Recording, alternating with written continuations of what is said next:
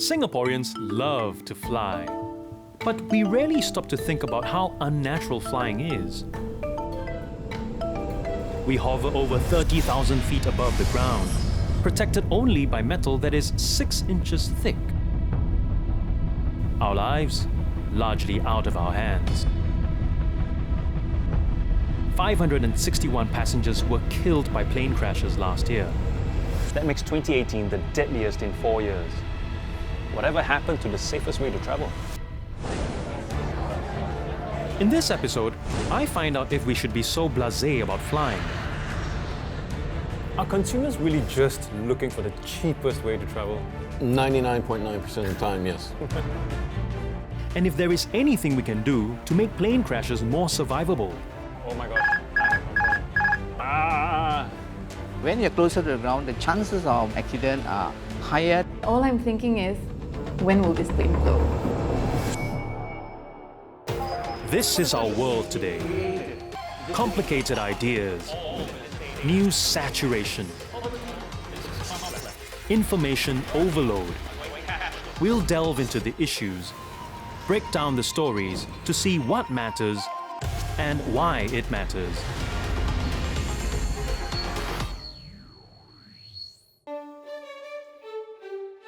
On June 27, 2016, 26-year-old Noor Mastura and 240 other passengers made their way to Changi Airport to board Singapore Airlines flight SQ368.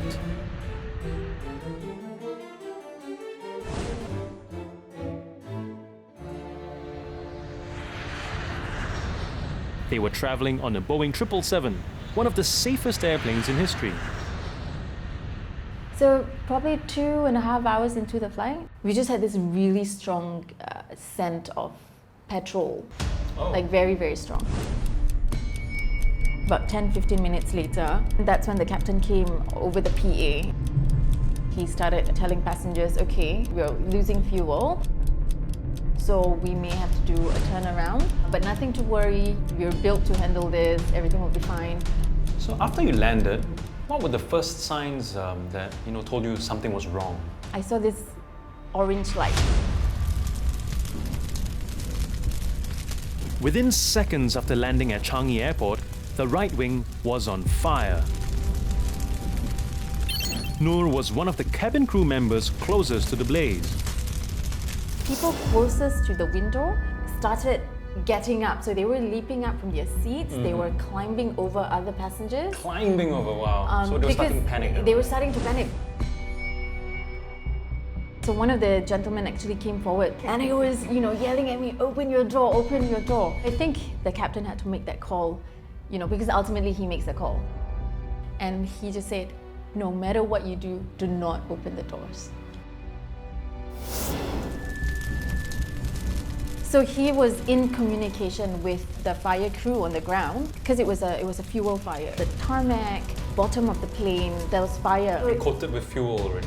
Exactly. So if we had opened our doors, it would have been a disaster. Within 5 minutes of the engine catching fire, firefighters on the ground had brought the blaze under control. Noor survived the accident, along with the other 222 passengers and 18 crew members on board SQ368. The Lion Air plane plunged into the sea, where 189 people were killed. An Ethiopian Airlines plane has crashed, killing all 157 on board. A passenger plane crashed, killing several dozens of the 71 people on board.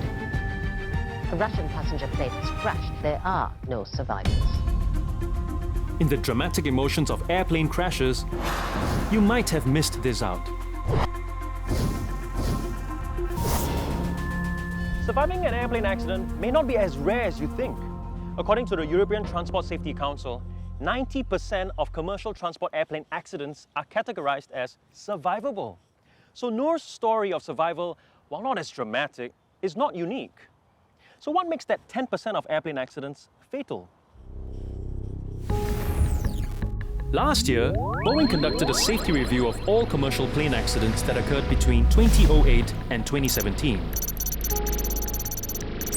They found that 14% of fatal accidents occurred during takeoff and initial climb.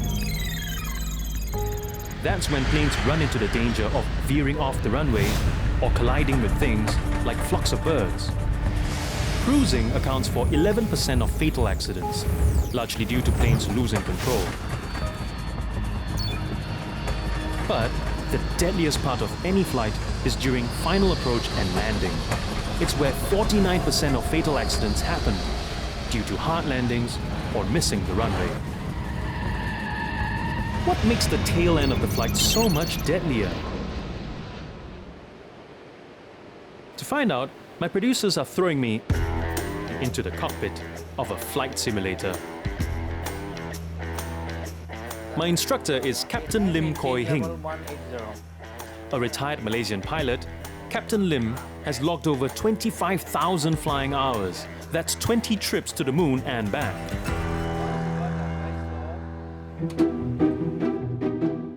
Okay, I'm going to disconnect the autopilot. He now trains pilots for a living using flight simulators like this. Okay, Joshua, we are coming in for a crosswind landing. Okay, crosswind landing, you'll be very cautious. The most important thing is to maintain center line despite the wind. Despite the wind. Oh my gosh, I have control. Okay, very gentle with the control. Throttle back. Retard. Ah! Oh no. Okay. Oh no. Use a toe brake. Toe now, slow down. Slow down. What is happening? Okay, Are we slow slowing down? Are we okay, slowing down? slow it down, okay.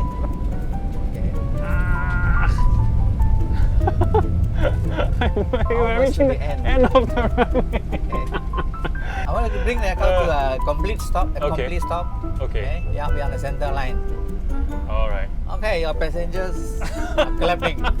Okay, we have thank landed goodness. safely. Captain, that was probably one of the scariest experiences I've had in my life. If we just look at statistics of flights, most fatal accidents happen during the landing stage of the flight.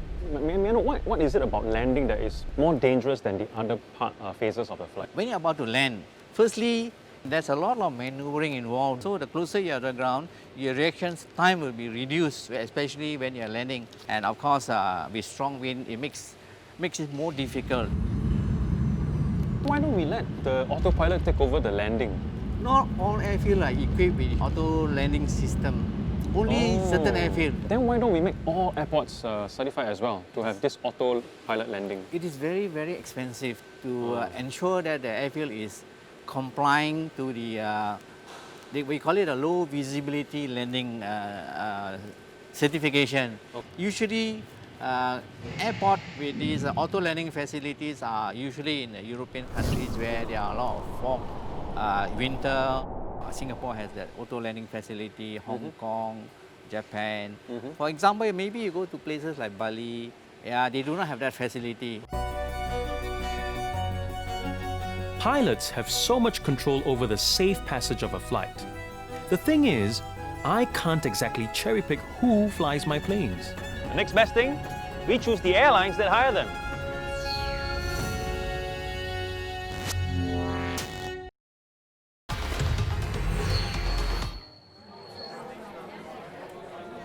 When choosing an airline, there are many things to consider, like what time the flight is, how good the service is, how much legroom you have. But who are we kidding?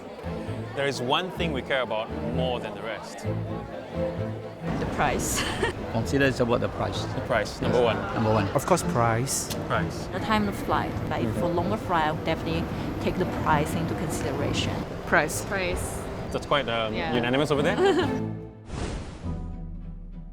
The demand for value is higher than ever. In just a decade, the seat capacity for low-cost carriers in Asia-Pacific has more than quadrupled. But there is always that nagging worry that something budget isn't something made of quality. I wonder, am I the only one with that worry? Are cheaper airlines less safe? Not a very comforting thought, given that my producers have booked me on a budget airline, Air Asia. In 2002, it became the first carrier in Southeast Asia to offer the low-cost model.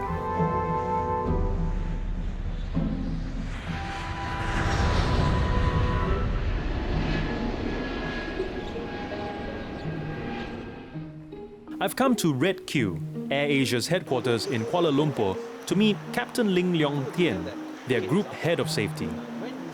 Hopefully, he's willing to provide some answers to some of the harshest questions I found on the internet about budget airlines. All right, Captain Ling, I've compiled a few screenshots of stuff I found on social media, mostly on Twitter, about budget airlines or low-cost carriers, okay? How do you know if a budget airline is safe to fly? How dangerous is it to fly with a low-cost airline? Are low-cost airline flights more accident-prone? Can you respond to some of these questions? Okay, so there is no difference between a low-cost carrier or a full-flight carrier. It's the same. Because the requirement we need to go through... In terms of safety, you mean? Yeah, in terms of safety, in terms of quality, is the same. First of all, every airline, their own country's civil aviation authority, they will go through a series of checking. You must make sure you meet all these requirements before you are given, we call it the air operating certificate. Most of the airlines in the world are also a member of the ICAO state. ICAO is the International Civil Aviation Organization that sort of governs or come up with guidelines and requirements for all the state members in the world to follow. So there is no way any airline to take any shortcut in this sense. So you're actually saying that there's no compromise on safety at all? No. In fact, for us, low-cost carrier, to benchmark ourselves with other airlines, we also go into certifying ourselves to IOSA standards. There's this thing called the IOSA audit. IOSA stands for IOSA. This IOSA thing is on top of what everybody needs to do? Yes, correct. It's an extra thing? Correct. In case you are as lost as I am in this alphabet soup, IATA, or IATA, stands for the International Air Transport Association, and IOSA is the IATA's operational safety audit. In 2018, the accident rate for EOSA certified airlines was more than 2 times lower than that of non-EOSA certified airlines. IOSA, right? Yes, correct. So what exactly does it entail? IOSA is actually an audit that has to be done every 2 years. This audit covers about 1,100 checklist items. Wow. They look into many different areas like maintenance, flight operations, cabin, security.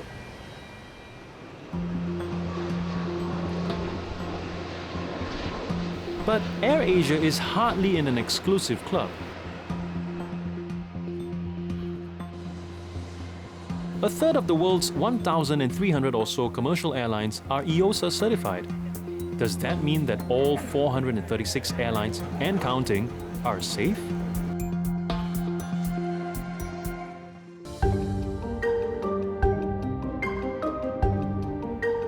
Well, Matt Driscoll looks beyond just the IOSA certification. He's the editor of Asian Aviation, an independent magazine that's been covering aviation news in the region for the last 18 years. Most of the time when it comes to safety, a lot of the problem is it's not someone did something intentionally. It's someone forgot to do something. Someone got lazy. It gets sloppy. You write about the industry, so you know so much about it. But someone like me who's got no idea, how do we know? Google. Just Google? Yeah, Google it. Google safety problems, airline safety problems. I mean, it's not that difficult to find this kind of information. So I would think twice about flying on any airline that's having labor problems. And again, not because a pilot is going to intentionally crash a plane to make a point, but because he's mad, and when you get angry and you're trying to do a checklist and your mind is on a possible strike, and you forget something on the checklist, and it leads to those kinds of problems. So that's what you have to worry about. And if you look at all the stories that get written about safety lists and things like that and the ratings, most of them will cite airlineratings.com.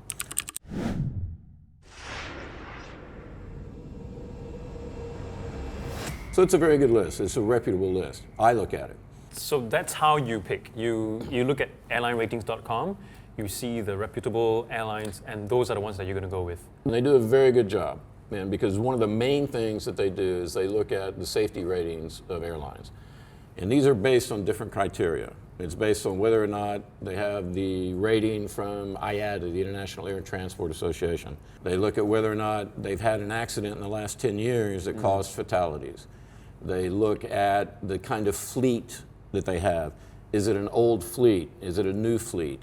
Do they have the latest equipment?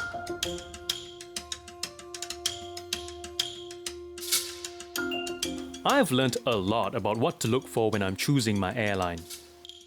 But once all that is said and done, does that mean there's nothing else I can do but sit back and relax? Well, apparently not.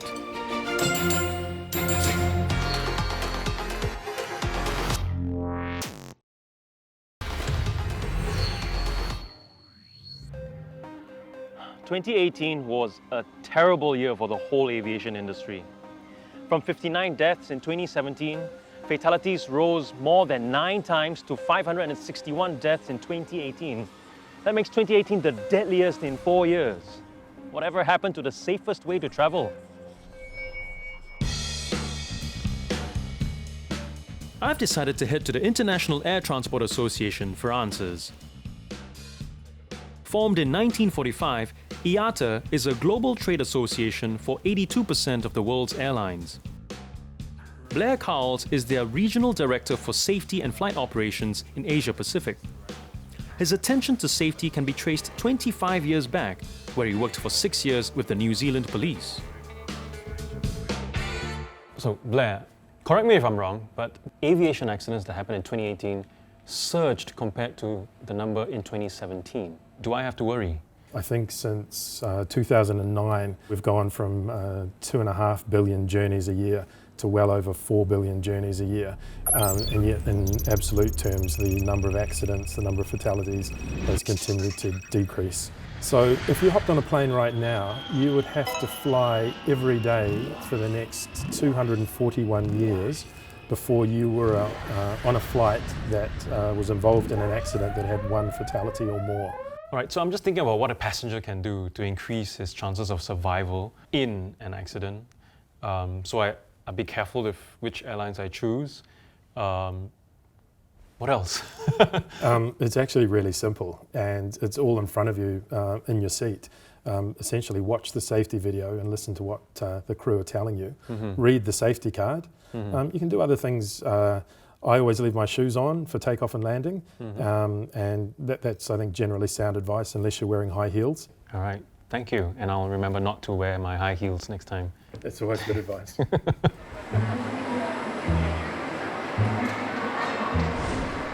I love to travel, but when I'm on a plane 35,000 feet high up in the air, there's nothing much I can do to prevent the worst. However, if there's one thing I can do, the in-flight safety video. Don't watch it. Don't watch it? How about you? It doesn't have my full attention, so. Do you pay attention to the air safety video? Sometimes, but usually I'm very familiar, so yeah. Okay, how about you, sir? Not really. What are the points in video that you can remember offhand? Can't remember. An article in the International Journal of Aviation Psychology revealed that individuals recalled just 32% of key messages from standard pre-flight safety briefings. But if it's the last thing between us and a deadly outcome, why aren't we paying more attention to them? I'm meeting Selvam Das, a 46-year-old veteran producer. Some, if not all of you, might be familiar with his work. I need a seat in front of you. Secure your tray table. Window sheets open. Fasten your seatbelt like this. He's been producing safety materials for Singapore Airlines since 1999. Today, instead of me asking the questions, he is quizzing me about what I know about pre-flight briefings. Okay, so during takeoff and landing, why do you think you have to keep the window shades up actually? The window shades, that's not going to help me. What they're looking for is the cooperation of the passengers. So in case something happens, like an engine catches fire. Yeah, but if the passengers aren't told to watch out for these things, yeah, I wouldn't know why you need us to raise the window shades. I think we just came to a very good point. Why do you think that you need to adopt this brace position in case of emergency landing? No, I've been told that it's, in case of a disaster and if everyone perishes, at least your remains will be together and it's easier for your funeral.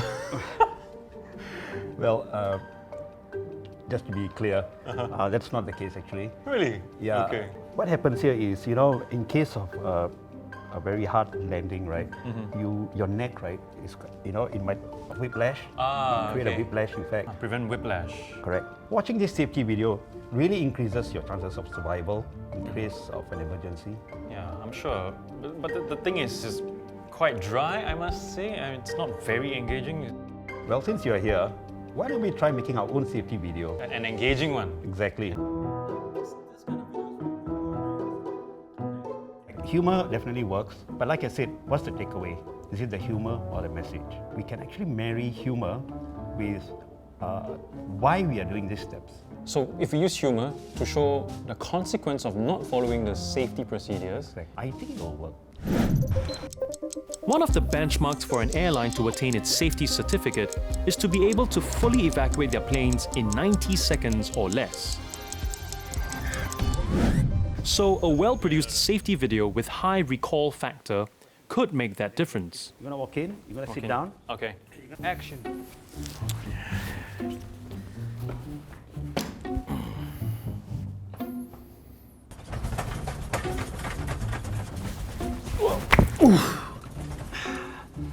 And that's why you should stow away your luggage properly.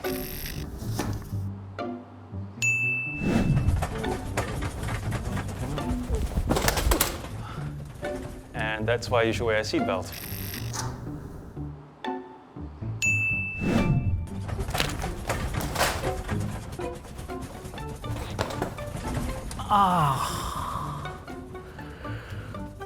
And that's why you need to be in the brace position.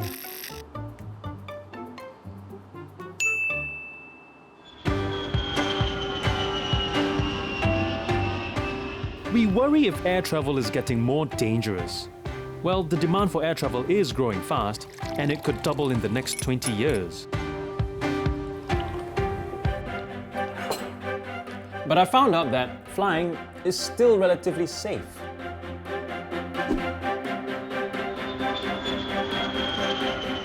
And this was borne out from a 2013 study which found that, compared to flying on a plane, you are 45 times more likely to die on a ferry. And 104 times more likely to die while traveling in a car. And if there's one thing I can do to increase my odds of survival, it's to do this.